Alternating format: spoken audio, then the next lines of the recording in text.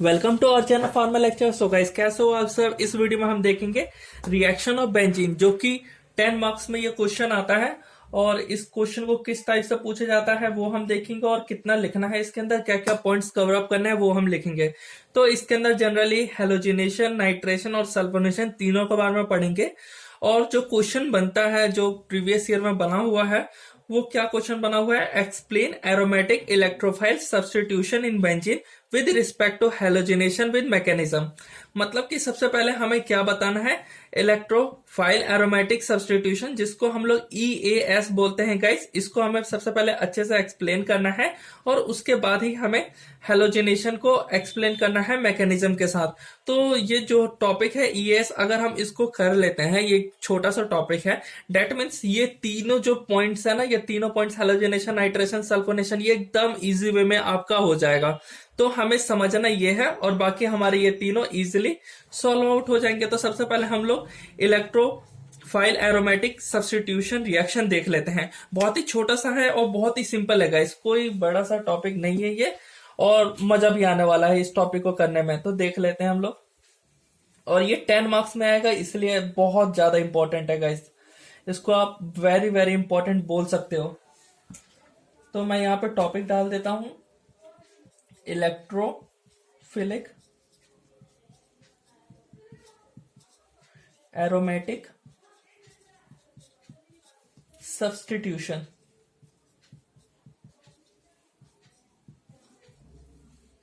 जिसको हम लोग बोलते हैं शॉर्टकट में EAS।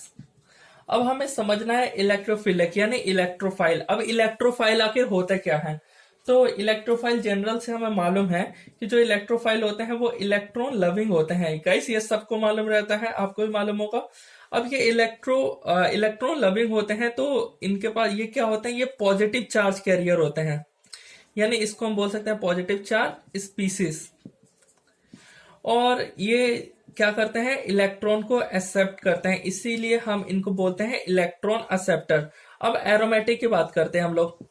एरोमेटिक का फर्स्ट पॉइंट हम ये लिख सकते हैं कि ये फॉलो करता है, जो कंपाउंड फॉलो करे हक्कल्स रूल को। अब हक्कल्स रूल क्या है, मैंने आपको बता रखा है guys, 4n+2 equal to pi electron. तो जो इसको फॉलो करे वो एरोमेटिक कंपाउंड होता है, और वो साइक्लिक होना चाहिए, और उस साइक्लिक कंपाउंड, और उसके पास पी ऑर्बिटल होने चाहिए। तो ये 3 पॉइंट जरूरी है एरोमेटिक के लिए। अब सब्स्टिट्यूशन का मतलब क्या होता है गाइस। अब सब्स्टिट्यूशन का जनरल सी मीनिंग है कि रिप्लेसमेंट। तो रिप्लेसमेंट करना है एक कंपाउंड से दूसरे कंपाउंड में। तो यहां पे लिख देता हूं मैं, replacement of one compound, replacement of one compound या ग्रुप बाय अनदर ग्रुप, यानी एक कंपाउंड को दूसरा ग्रुप हटाएगा, यानी रिमूव होकर के दूसरा ग्रुप आकर के ये क्या होगा, अटैच हो जाएगा।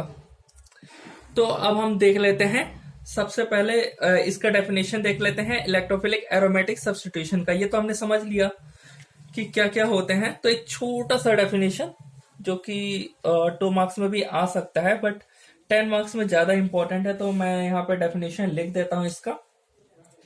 जो EAS रिएक्शंस होते हैं आर दोज रिएक्शन इन विच,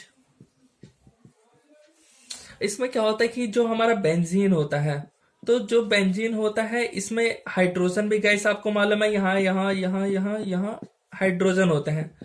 तो क्या होता है कि जो ये हाइड्रोजन होते हैं ना, ये रिमूव हो जाते हैं, और कोई यहाँ पे दूसरा ग्रुप आता है और अटैच हो जाता है इसकी जगह पे, और ये हाइड्रोजन हट जाता है यहाँ से।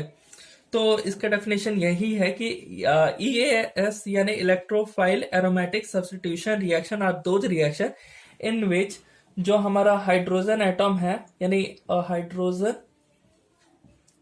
एटम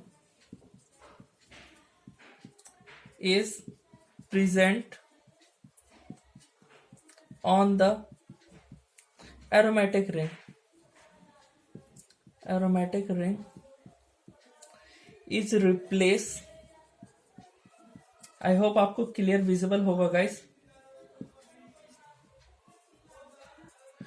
और ये रिप्लेस कौन कर रहा है, तो हमारा इलेक्ट्रोफाइल होगा। तो हाइड्रोजन हटेगा और इलेक्ट्रोफाइल आकर के अटैच हो जाएगा। तो ये हो गया इसका डेफिनेशन। तो मैं यहाँ पे करके भी आपको एकदम इजी वे में दिखा देता हूँ जो रिएक्शन यहाँ पे होगा। ये आप अच्छे से गाइस नोट डाउन कर लो। हाइड्रोजन तो और भी होंगे बट मैं यहाँ पे आपको शो करने के लिए यहाँ पे बना देता हूँ। और ये हमारा क्या है, इलेक्ट्रोफाइल है यहाँ पे। अब क्या होगा कि जो ये आप देख रहे हो एरोमेटिक रिंग यानी बेंजीन जो है हमारा, यहां से हट करके ये ई आकर के अटैच हो गया और H प्लस जाकर के, यानी इसने क्या किया, बेंजीन ने प्रोटॉन को लूज कर दिया, यानी एक हाइड्रोजन हट गया। तो ये हमें स्ट्रक्चर चाहिए। तो अब हम देखते हैं वन बाय वन सबके बारे में। सबसे पहले तो हम लोग इजी वे में देखेंगे तो हेलोजिनेशन को हम कवर अप करेंगे। और हेलोजिनेशन को कवर करने से पहले एक बार इसका मैकेनिज्म देख लेते हैं, कैसे मैकेनिज्म वर्क करता है ये। तो मैं यहाँ पे मैकेनिज्म यहाँ पे लिख देता हूं, क्योंकि मैकेनिज्म समझ लेंगे हम लोग तो हमें समझ में आएगा। हेलोजिनेशन में भी बिल्कुल सेम मैकेनिज्म होता है और सल्फोनेशन में भी और नाइट्रेशन में भी। तो सबसे पहले स्टेप में हमेशा क्या होता है कि जो हमारा इलेक्ट्रोफाइल होता है वो हमेशा अटैक करता है जो एरोमेटिक रिंग यानी बेंजीन रिंग है वहां पे, और वो क्या करता है, फॉर्म कर लेता है एक स्ट्रक्चर को। इंटरमीडिएट स्ट्रक्चर कहते हैं हम लोग उसको। तो यहाँ पे मैं लिख देता हूं, इलेक्ट्रोफाइल क्या करता है, अटैक करता है ऑन बेंजीन, या फिर कोई भी हम लोग एरोमेटिक रिंग बोल देते हैं, एरोमेटिक रिंग। देन फॉर्मेशन होता है ऑफ इंटरमीडिएट, एकदम सिंपल वे में गाइस आपको मैं समझा रहा हूं, इंटरमीडिएट स्ट्रक्चर का फॉर्मेशन हो गया। और जो ये स्टेप होता है ना, दिस स्टेप इज स्लो, ये स्लो स्टेप होता है, इसलिए हम लोग इसको बोलते हैं रेट डिटरमाइनिंग स्टेप।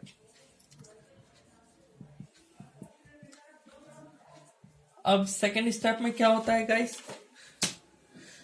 जो हमारा सेकेंड स्टेप है, मैं यहाँ पे फर्स्ट डाल देता हूं। सेकेंड स्टेप में होता है कि रीअरेंजमेंट होता है। किसका, तो जो हमारा अभी इंटरमीडिएट स्ट्रक्चर फॉर्म हुआ होता है उसका रीअरेंजमेंट ऑफ इंटरमीडिएट स्ट्रक्चर। और जो हमारा बेंजीन रिंग है या कोई भी एरोमेटिक रिंग है, ये लूज कर देता है, लूज देयर प्रोटॉन, यानी हाइड्रोजन को रिमूव कर दिया एंड सब्स्टिट्यूट।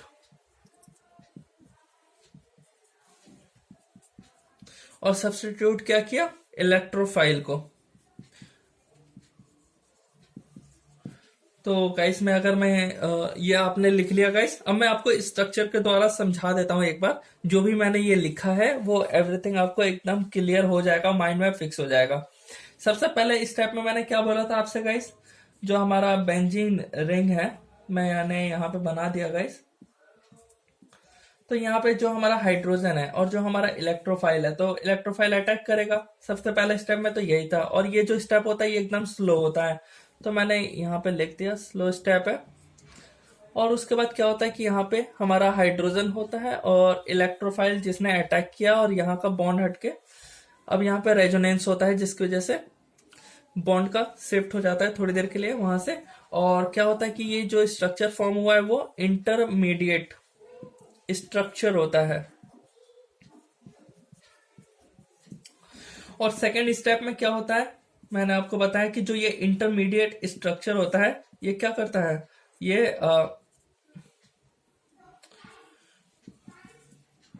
अपने आप को रीअरेंजमेंट करता है, जिसकी वजह से जो हमारा बेंजीन है वो इस प्रोटॉन को H को ये लूज कर देता है। और ये फास्ट स्टेप होता है, वो वाला स्लो होता है और ये फास्ट होता है, जिसकी वजह से जो इलेक्ट्रोफाइल है वो सब्स्टिट्यूट हो जाता है हमें हमारे इस बेंजीन रिंग में अच्छे से। तो यहाँ पे आप गाइस देख सकते हो, और ये H प्लस जो है वो हट जाता है। ये हमारा फाइनल स्ट्रक्चर। तो गाइस ये तो हो गया हमारा नॉर्मल सा मैकेनिज्म इलेक्ट्रोफाइल का। अब हम देख लेते हैं हैलोजिनेशन। तो अब कोई भी दिक्कत नहीं आएगा हमें हैलोजिनेशन समझने में, एकदम इजी है। और गाइस आप इतना अगर लिख देते हो गाइस, जितना मैं बताऊंगा, आपका एक नंबर भी रियली नहीं कटने वाला, बिल्कुल भी नहीं कटेगा। तो मैं यहाँ पे टॉपिक डाल देता हूँ हैलोजिनेशन, जो कि हमारा पहला है हैलोजिनेशन रिएक्शन। आई होप आपको क्लियरली विजिबल हो। बस वेट चेक कर लेता हूँ, हाँ क्लियरली विजिबल है। अब देख लेते हैं हम लोग सबसे पहले हैलोजिनेशन रिएक्शन को। तो इसमें क्या होता है कि जो हमारा बेंजीन होता है नॉर्मल, वो बेंजीन क्या करता है कि, तो यहाँ पे मैं एक हाइड्रोजन बना देता हूँ, और भी हाइड्रोजन होते हैं गाइस, आपको अच्छे से समझ आ जाए। सो यहाँ पे हमारा जो हेलोजन होगा, तो यहाँ पे हेलोजिनेशन हो रहा है, यानी हमारे यहाँ पे हेलोजन मैंने ले लिया, जैसे कि Cl2 को ले लिया मैंने। अब क्या होगा कि एक कैटलिस्ट हम लेते हैं FeCl3, जैसे हमने कैटलिस्ट में ले लिया। तो अब क्या होगा कि जो रिएक्शन होगा उससे जो हमारा प्रोडक्ट फॉर्म होगा, तो वो क्या फॉर्म होगा, तो हेलोबेंजीन फॉर्म होगा। अगर मैंने क्लोरीन लिया है तो क्लोरोबेंजीन फॉर्म होगा। सो यहाँ पे आपको मैं करके दिखा देता हूँ। यहाँ पे और यहाँ पे जो हमारा एक Cl आ गया, प्लस HCl, और प्लस जो भी हमारा ये कंपाउंड था वो छोड़ो। तो गाइस ये फॉर्म हो गया क्लोरोबेंजीन। तो ये कैसे हुआ वो हम मैकेनिज्म में देखेंगे। सबसे पहले हेलोजिनेशन रिएक्शन में हम लोग क्या किया कि जो हमारा बेंजीन है, जब बेंजीन रिएक्ट करता है, when benzene reacts with halogen. अब हेलोजन गाइस आपको मालूम है, एग्जांपल में मैंने लिख लिया यहाँ पे Cl, Br जो भी होंगे, और in presence of catalyst FeCl3 जो है वो हमारा कैटलिस्ट है। देन हमें क्या मिला, इट गिव्स हेलोबेंजीन। जो भी हम कंपाउंड वहां पे लेंगे वो फॉर्म हो जाएगा। तो ये तो हो गया हेलोजिनेशन रिएक्शन को, तो ये आप लिख दोगे गाइस। अब हम इसके मैकेनिज्म भी पूछा था एग्जाम, जो मैंने आपको क्वेश्चन लिखवाया था, तो इसका मैकेनिज्म पे अब ध्यान देते हैं हम लोग। मैकेनिज्म में हुआ क्या क्या, तो वो हम देखते हैं। ये तो हमें समझ में आ गया कि क्लोरीन है, डायरेक्ट गया, अटैच हो गया बेंजीन पे। बट ये कैसे होता है, तो ये कोई शॉर्ट प्रोसेस नहीं होता, थोड़ा सा बड़ा होता है। बट आपको थोड़ा सा भी याद नहीं रखना है, बल्कि थोड़ा सा भी रटना नहीं है, और बहुत ही सिंपल वे में आपको अच्छे से कॉन्सेप्ट माइंड में फिक्स रखना है। बस कॉन्सेप्ट फिक्स रखने से आपको बिल्कुल भी भूलोगे नहीं गाइस। सबसे पहले स्टेप में क्या हुआ, तो सबसे पहले क्या होता है कि जो हमने कैटलिस्ट लिया था, FeCl3 कैटलिस्ट हमने लिया था। अब ये क्या करता है, एक्सेप्ट करता है इलेक्ट्रॉन। कहां से, तो जो हमने Cl2 लिया था वहां से एक इलेक्ट्रॉन को एक्सेप्ट करेगा, और ये फॉर्म कर देगा क्रोनियम आयन को। यानी जैसा कि मैं यहाँ पर लिख देता हूँ सबसे पहले FeCl3 जो कि हमारा कैटलिस्ट है, और ये क्या करेगा, accept electron from Cl atom, यानी Cl मॉलिक्यूल लिख देता हूं मैं यहाँ पे, एंड फॉर्म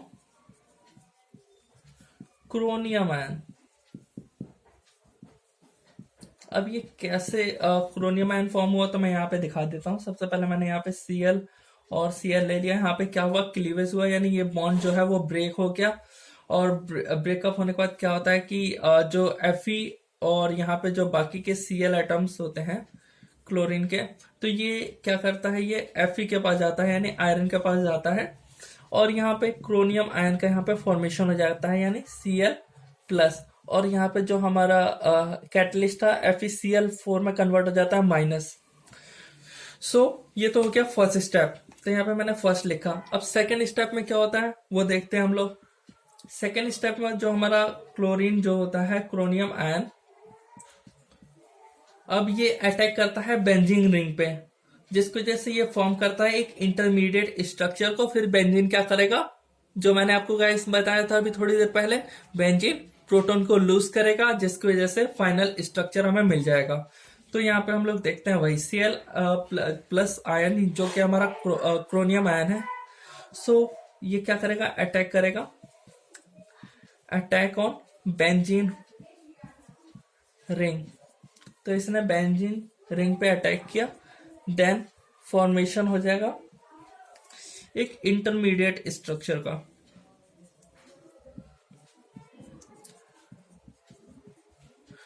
और जैसा कि मैं आपको यहाँ पे शो कर देता हूं, तो ये हमारा बेंजीन रिंग हो गया। अब यहाँ पे क्या होगा कि जो हमारा Cl प्लस आयन है वो अटैक करेगा बेंजीन रिंग पे, और जो ये प्रोसेस होता है ये रेट डिटरमाइनिंग स्टेप यानी स्लो स्टेप होता है, जिसकी वजह से एक इंटरमीडिएट स्ट्रक्चर फॉर्म हुआ, नॉट कंप्लीटली। तो इंटरमीडिएट मैंने यहाँ पे बना दिया, जैसा कि मैंने आपको अब भी बनाया था EAS इलेक्ट्रोफिलिक सब्स्टिट्यूशन रिएक्शन में कि कैसे कैसे होगा। तो यहाँ पे आप गाइस देख सकते हो ये एक इंटरमीडिएट स्ट्रक्चर फॉर्म किया। तो ये मैंने यहाँ पे लिख देता हूँ इंटरमीडिएट स्ट्रक्चर फॉर्म किया। अब क्या होगा ये गाइस आप नोट डाउन कर लो या स्क्रीनशॉट ले लो, मैं रफ कर देता हूं और आपको मैं फाइनल स्टेप बताता हूं। फाइनल में क्या होगा कि H प्लस जो है वो लूज कर देता है, और जो ये Cl जो आप गाइस देख रहे हो ये आकर के यहाँ पे अच्छे से और अटैच हो जाता है। और ये H कहाँ जाता है, तो जो हमारे पास FeCl4 होता है ना, FeCl4, तो वो H क्या करता है, एक Cl को ले लेता है और HCl फॉर्म कर देता है। जो मैंने स्टार्टिंग वाले स्टेप में बताया, तो वो HCl कहाँ से आया, तो वो यहीं से आता है, और FeCl3 नॉर्मल ये हट जाता है। सो मैं आपको थर्ड स्टेप दिखा देता हूं। थर्ड स्टेप में क्या होता है, 1 2 3।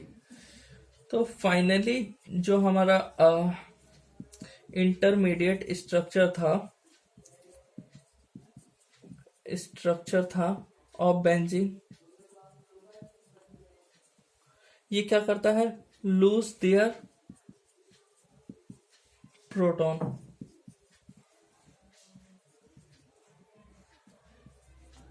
And gives chlorobenzene. I hope writing आपको गाइस समझ आ रही हो। तो मैं यहाँ पे एक और बार स्ट्रक्चर फॉर्म कर देता हूँ, जो कि मैंने अभी आपको दिखाया, शो किया था। ये H है और यहाँ पे Cl है। तो क्या होता है कि ये H जो होता है, ये जो हमारे पास FeCl4 था, तो FeCl3, और ये Cl एटम तो आकर के जुड़ा था, यानी FeCl4 माइनस बनाया, तो ये Cl क्या करेगा, H को ले लेगा। तो जिसकी वजह से ये HCl फॉर्म कर लेते हैं, और जो हमारे पास स्ट्रक्चर बनता है वो कुछ ऐसा बनता है। तो यहाँ पे Cl plus HCl plus FeCl3, ये हो गया हेलोजिनेशन। अगर हेलोजिनेशन पूछता है तो आप हेलोजिनेशन के यहाँ तक करता है, ये आपको 10 मार्क्स इजिली मिल जाएंगे। बट कभी कभार क्या होता है कि हेलोजिनेशन ना दे, अगर वो हेलोजिनेशन के अलावा नाइट्रेशन दे दे या सल्फोनेशन दे दे, तब उस टाइम पे आप क्या करोगे गाइस, तो वो भी देख लेते हैं, वो भी सिंपल है, जिसकी वजह से ये हमारा टॉपिक भी क्लियर हो जाएगा। आई होप आपको गाइस इजीली समझ आ रहा होगा। समझ आ रहा है ना, तो लाइक वहां पे जो है ना वो कर दो, और सब्सक्राइब करना तो बिल्कुल मत भूलो गाइस। ऐसे इंटरेस्टिंग टॉपिक आपको मिलते रहेंगे एवरी टाइम। सेकंड क्या है, नाइट्रेशन। नाइट्रेशन बहुत छोटा है और सल्फोनेशन भी बहुत छोटा है।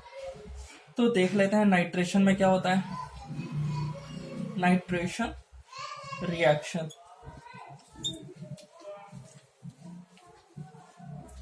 जब नाइट्रेशन रिएक्शन मैंने क्या बताया सबसे स्टार्टिंग में, सबसे पहला क्या लिखना है आपको, कि जो हमारा बेंजीन रिंग है उसका क्या होगा, वो रिएक्ट करेगा। और यहाँ पे किससे रिएक्ट करेगा, तो नाइट्रिक एसिड से रिएक्ट करेगा। नाइट्रेशन कर रहे हैं ना, तो HNO3 का हम यूज करेंगे, यानी नाइट्रिक एसिड का। और जो यहाँ पे हमारा कैटलिस्ट होता है, तो वो होता है हमारा कंसंट्रेटेड H2SO4। सिर्फ इतना सा आपको माइंड में फिक्स रखना है, बाकी तो आप बिल्कुल यूं कर दोगे इस क्वेश्चन को। तो हम देख लेते हैं सबसे पहले इसका डेफिनेशन। नाइट्रेशन रिएक्शन में क्या करते हैं हम लोग, when benzene reacts with HNO3 जो कि हमारा क्या है, nitric acid, in presence of concentrated H2SO4 है, टू फॉर्म, जिसकी वजह से क्या फॉर्म होगा, तो नाइट्रोबेंजीन फॉर्म होगा। और हम देख लेते हैं यहाँ पे कैसे। यह एक मैंने बेंजीन यहाँ पे बना दिया, और यहाँ पे मैंने क्या किया, नाइट्रिक एसिड लिख दिया HNO3, और यहाँ पे कंसंट्रेटेड H2SO4। अब क्या यहाँ पे फॉर्म हुआ, तो यहाँ पे फॉर्म हुआ नाइट्रोबेंजीन। तो यहाँ पे मैं लिख देता हूँ NO2 और यहाँ पे क्या फॉर्म हुआ, नाइट्रोबेंजीन। तो ये कंप्लीट हो गया नाइट्रेशन रिएक्शन। अब इसके अंदर क्या क्या हुआ, इस स्टेप के अंदर वो सारी मैकेनिज्म अब हम देखेंगे। तो मैंने आपको जैसा बता रखा है बाकी रिएक्शन की तरह वैसे ही है बिल्कुल। तो आई होप आपको समझ आ गया होगा कि कैसे इसका मैकेनिज्म हम करेंगे। तो वो मैकेनिज्म मैं आपको यहाँ पे कर देता हूँ। तो मैं टॉपिक डाल देता हूँ, मैकेनिज्म इसका कैसे हुआ। तो सबसे पहले जो हमारा सल्फ्यूरिक एसिड था, तो सल्फ्यूरिक एसिड H2SO4 है। ये क्या करता है, H2SO4 ये अपना डोनेट कर देता है प्रोटॉन। किसको डोनेट करेगा, तो ये डोनेट करेगा नाइट्रिक एसिड को। यहाँ पे 2 नाइट्रिक एसिड। तो यहाँ पे मैं लिख देता हूं H2SO4 है प्लस HNO3। तो जो हमारा यहाँ पे H2SO4 है, ये डिनोट कर रहा है एक अपना प्रोटॉन, किसको, नाइट्रिक एसिड को, जिसकी वजह से यहाँ पे क्या फॉर्म हुआ, HSO4 माइनस प्लस H2O और NO2 प्लस। अगर इन दोनों को हम कंबाइन करके देखें तो ये क्या हुआ, H2NO3 H2NO3 ये फॉर्म कर रहे हैं। सो गाइस, तो अगेन गाइस, जैसा कि मैं आपको बताया था कि ये तो फर्स्ट स्टेप में नॉर्मल से ऐसा होता है। और जो हमारा सेकेंड स्टेप है, सेकेंड स्टेप में क्या होता है गाइस, मैंने आपको बताया कि जो इलेक्ट्रोफाइल है वो क्या करेगा, अटैक करेगा किस पे, बेंजीन पे। जैसे कि मैंने आपको अभी 2 स्टेप्स में बता रखे हैं पहले भी। तो बेंजीन पे इसने क्या किया, अटैक किया इलेक्ट्रोफाइल, यानी HNO3 ने बेंजीन पे, जिसकी वजह से ये क्या फॉर्म किया, एक intermediate structure, to form an intermediate structure. Intermediate structure form किया। तो मैं यहाँ पे आपको शो कर देता हूं। नॉर्मल बेंजीन आपको बनाना है, और बनाने के बाद यहाँ पे NO2 प्लस, जो कि हमारा ये रहा। तो ये क्या करेगा कि हमारा बेंजीन पे ये अटैक करेगा, और उसके बाद इसने क्या फॉर्म किया, स्ट्रक्चर जो फॉर्म किया वो है इंटरमीडिएट स्ट्रक्चर। तो मैं यहाँ पे आपको शो कर देता हूं। यहाँ पे H और यहाँ पे NO2, और उसके बाद फाइनल में क्या करते हैं कि जो हमारा बेंजीन है वो नॉर्मल से फिर से इसको प्रोटॉन को लॉस कर देगा। तो ये गाइस आप लाइन लिख लेना, या फिर लिख देता हूँ लॉस ऑफ प्रोटॉन, जिसकी वजह से बाय बेंजीन, जिसकी वजह से हमें फाइनल स्ट्रक्चर मिल जाता है। तो वो देख लेते हैं उस स्ट्रक्चर को। तो जो मैंने यहाँ पे बनाया वो दोबारा बना देता हूँ, और यहाँ पे H, यहाँ पे NO2, और यहाँ पे HSO4।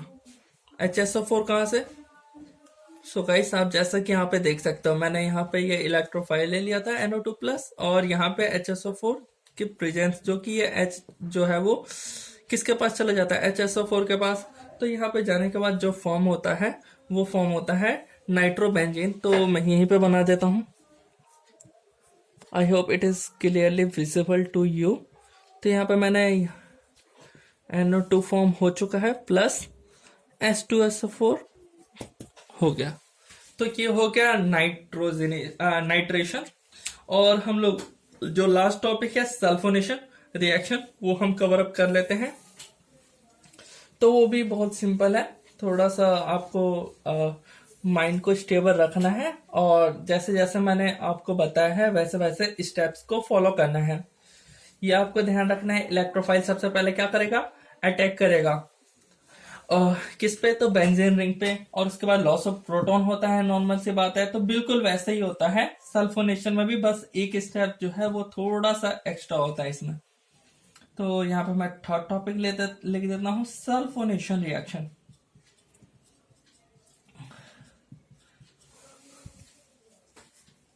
Sulphonation reaction. अब सल्फोनेशन रिएक्शन में सबसे पहले वही होता है जो मैंने आपको बताया, बेंजीन जो है वो रिएक्ट होगा किसके साथ, तो यहाँ पे सल्फ्यूरिक एसिड के साथ रिएक्ट होता है और यहाँ पे रूम टेम्परेचर पे फॉर्म होता है, कोई कैटलिस्ट का प्रेजेंस नहीं होता है, नॉर्मल सा रिएक्शन होता है। तो मैं यहाँ पे लिख देता हूं, when benzene reacts with H2SO4 यानी हमारा sulphuric acid at room temperature पे, जिसकी वजह से हमें क्या मिला, to give benzene sulphonic acid. नाम तो आपको याद हो जाएगा गाइस, बेंजीन सल्फोनिक एसिड।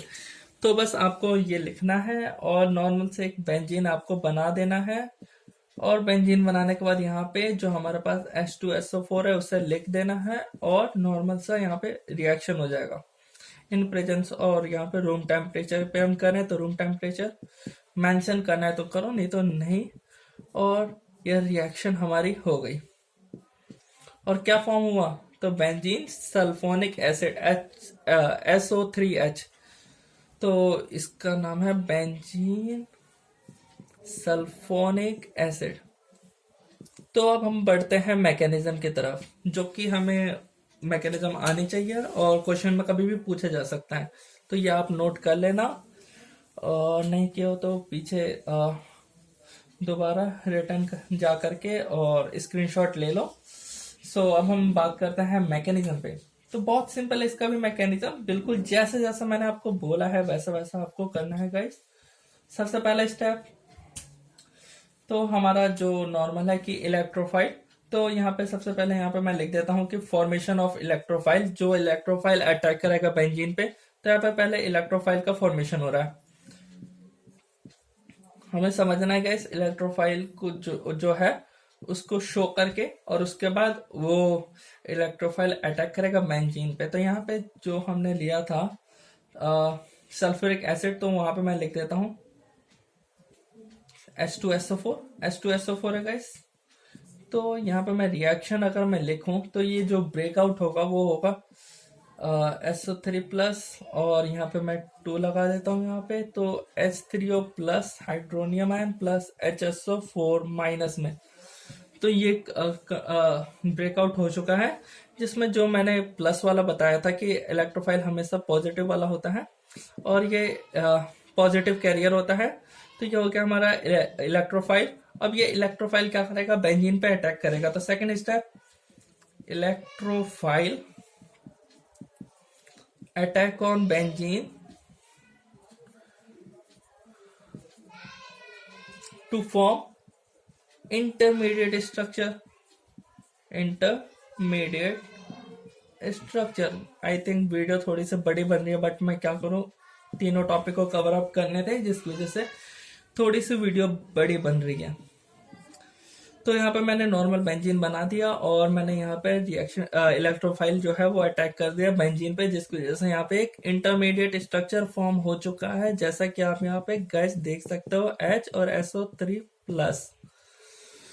ये तो हो गया फर्स्ट स्टेप। सेकंड स्टेप में क्या होता था, लॉस होता था प्रोटॉन का, जिसकी वजह से जो हमारा स्ट्रक्चर है मिल जाए। तो यहाँ पे लूज ऑफ प्रोटॉन लिख देते हैं बाय बेंजीन। तो बेंजीन जो है वो लूज कर दिया, जिसकी वजह से जो हमारा इंटरमीडिएट स्ट्रक्चर होता है बेंजीन का, जो मैंने अभी बना देता हूं यहाँ पे, और HSO3, तो ये कन्वर्ट हो जाता है। हाँ, तो यहाँ पे प्रोटॉन का लॉस हुआ। अब ये प्रोटॉन का लॉस होता है तो ये किसके साथ अटैच होता है, तो HSO4 माइनस जो दिख रहे हो आप नो गाइस, H3O प्लस जो यहाँ पे आप गाइस देख रहे हो, ये क्या करेगा कि H3O प्लस के साथ जाएगा और यहाँ पे वाटर का फॉर्मेशन हो जाएगा। तो यहाँ पे मैं आपको दिखा देता हूँ कैसे करना है।